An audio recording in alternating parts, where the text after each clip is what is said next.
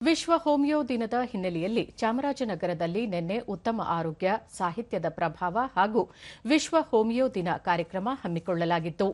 ಕಾರ್ಯಕ್ರಮವನ್ನು ಸಾಹಿತಿಗಳು ಮತ್ತು ವೈದ್ಯರಾದ ಡಾ ಗುರುಕಿರಣ್ ಉದ್ಘಾಟಿಸಿದರು.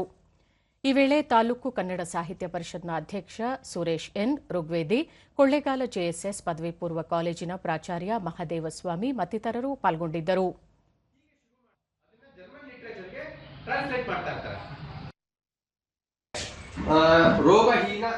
ಬಳಿಕ ಡಾ ಗುರುಕಿರಣ್ ಹೋಮಿಯೋಪತಿ ಚಿಕಿತ್ಸಾ ಪದ್ಧತಿಯ ಸಂಸ್ಥಾಪಕ ಡಾ ಸ್ಯಾಮ್ಯುಯಲ್ ಹಾನೆಬನ್ ಅವರ ಸ್ಮರಣಾರ್ಥ ಪ್ರತಿ ವರ್ಷ ಏಪ್ರಿಲ್ 10ರಂದು ವಿಶ್ವ ಹೋಮಿಯೋ ದಿನ ಆಚರಿಸಲಾಗುತ್ತದೆ. ಯಾವುದೇ ಅಡ್ಡ ಪರಿಣಾಮಗಳಿಲ್ಲದ ಹಿನ್ನೆಲೆಯಲ್ಲಿ ಹೋಮಿಯೋಪತಿ ಜನರಿಗೆ ಉತ್ತಮ ಆರೋಗ್ಯ ಕಾಪಾಡಿಕೊಳ್ಳಲು ನೆರವಾಗಿದೆ ಎಂದರು.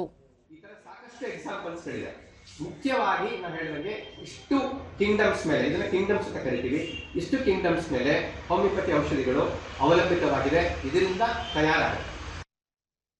ಸುರೇಶ್ ಎನ್, ಋಗ್ವೇದಿ, ಮನುಷ್ಯ ಬಾಹ್ಯ ಮತ್ತು ಆಂತರಿಕ ಆರೋಗ್ಯ ಕಾಪಾಡಿಕೊಳ್ಳಲು ಉತ್ತಮ ಪುಸ್ತಕಗಳ ಅಧ್ಯಯನ ಮಾಡಬೇಕು.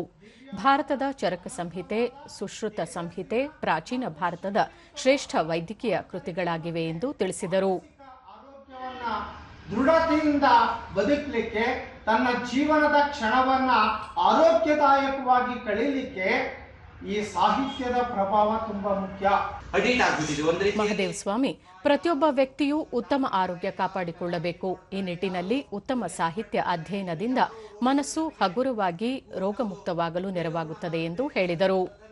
ನಾವು ಬೆನ್ನತ್ಕೊಂಡು ಹೋಗ್ತಾ ಇದ್ದೀವಿ, ಆದ್ರೆ ಈ ಅಲೋಪತಿಗಿಂತ, ಇಂಗ್ಲಿಷ್ ಮೆಡಿಸಿನ್ಗಿಂತ ಹೋಮಿಯೋಪತಿ ನಮಗೆ ಕಡಿಮೆ ಅಥವಾ ಅಂತರಗಳನ್ನು ತೆಗೆದುಕೊಳ್ತಾ ಹೋದ್ರು, ಅದನ್ನ ಗುಣಪಡಿಸ್ತಕ್ಕಂಥ ದಿನಗಳು ಜಾಸ್ತಿ ಆಗ್ತಾ ಹೋದ್ರೂ ನಮಗೆ ಯಾವುದೇ ಅಡ್ಡ ಪರಿಣಾಮಗಳಿಲ್ಲ.